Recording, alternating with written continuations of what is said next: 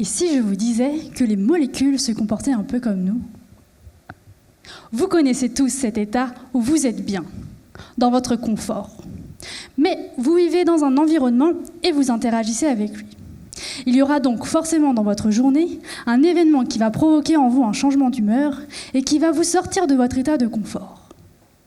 Par exemple, cela peut être ce voisin qui, encore une fois, décidait de percer un trou à 8h du matin, un dimanche.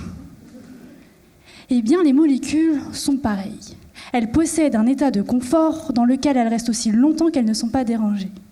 Puis il peut arriver que de l'énergie leur parvienne. Et si cette énergie est suffisante, elles sont alors promues dans un autre état, comme nous avec la colère, et on dit qu'elles sont excitées. Mais des états d'excitation, il en existe plein.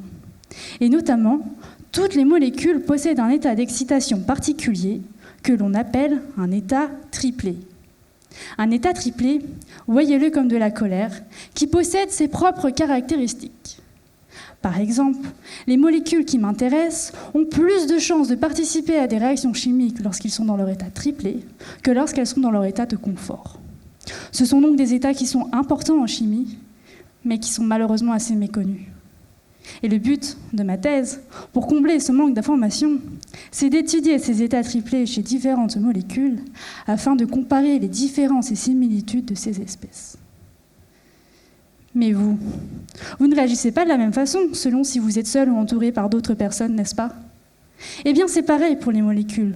Leur environnement les influence. C'est pourquoi je m'intéresse aux états triplés lorsque les molécules sont isolées les unes des autres, c'est-à-dire quand rien d'extérieur à la molécule ne vient perturber ces états. Et pour cela, je dépose mes molécules dans des toutes minuscules gouttelettes très froides.